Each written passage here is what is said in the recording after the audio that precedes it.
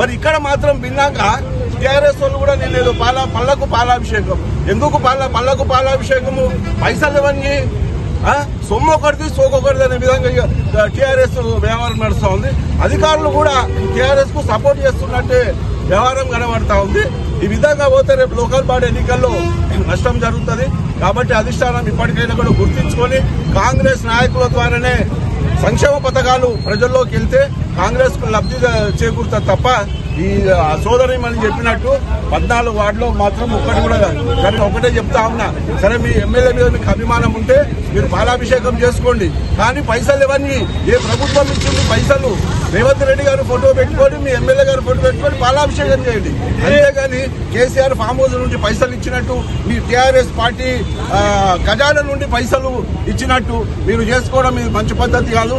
కాబట్టి ఇక్కడ ఉన్న నాయకత్వం కూడా ముఖ్యంగా ఎంపీ గారు, ఎందుకంటే మాకు ఎమ్మెల్యే లేడు, మాకు అమ్మైనా అయ్యైనా ఎంపీ చామల కిరణ్ కుమార్ రెడ్డి గారే, వారు ఖచ్చితంగా చొరవ తీసుకోవాలి. ఈ ప్రాంతంలో కాంగ్రెస్ పార్టీని కాపాడాల్సిన బాధ్యత వారి మీద ఉంది.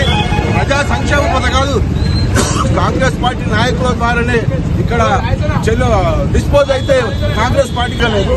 కాబట్టి మేము ఈ విషయంలో అధిష్టానం కూడా మేము ఒకటే రిక్వెస్ట్ చేస్తున్నాము. ఈ ప్రాంతంలో ఉన్నటువంటి అనేక సమస్యల పట్ల కూడా అది నిర్లక్ష్యం వహిస్తూ ఉన్నారు నాయకత్వము. వారు దీనికి ఒక ముగింపు పలకాలే ఇప్పటికైనా కూడా. ఎందుకంటే రానున్న రోజుల్లో లోకల్ బాడీ ఉన్నాయి.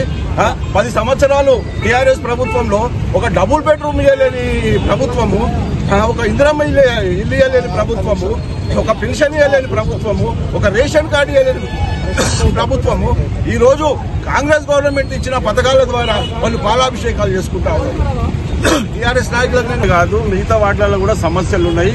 మరి అధికారులు ప్రభుత్వానికి అనుకూలంగా పనిచేయాల్సిన అధికారులు మరి జనగామలో ప్రభుత్వానికి వ్యతిరేకంగా పనిచేసే చర్యలు నడుస్తూ ఉన్నాయి.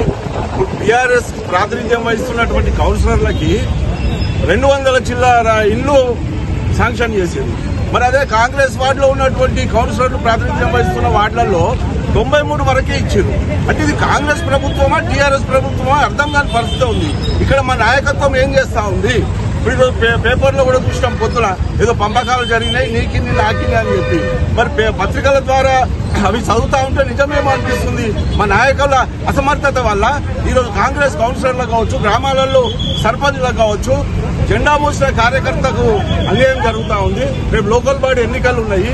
ఏ ముఖం పెట్టుకొని కాంగ్రెస్ నాయకులు ఓట్లాడడానికి పోతారో మరి మా అధిష్టానం ఆలోచించాల్సిన అవసరం ఉంది.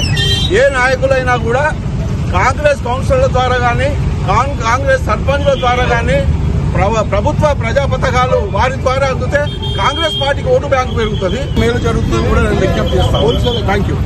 నా పేరు చిరవేపాడి ఆండాలు, 14th వార్డు. కాంగ్రెస్ వాళ్ళకి ఇందిరే పథకం ఇంతవరకు ఏమి రాలేదు. నిన్న టీఆర్ఎస్ వాళ్ళు వచ్చి 5 ఇచ్చి ఫోటోలు తీసి తీసుకొని వెళ్ళిపోయారు. చాలా బాధాకరంగా ఉన్నాయి సార్. అన్నింటిలో ఓట్లు కూడా మెజార్టీ తెచ్చిందే నేను. ఎమ్మెల్యేకి, ఎంపీకి, ఎమ్మెల్సీ కూడా తెచ్చిన కష్టపడి. ఈ రోజు నాకు రాలే, నా వెనక వాళ్ళకు కూడా బాధ్యతలకు ఎవరికి రాలేదు. అది కలెక్టర్ దగ్గరికి పోతేనేమో ఎమ్మెల్యే దగ్గరికి పోండి, ఆయన చెప్తే చేస్తామని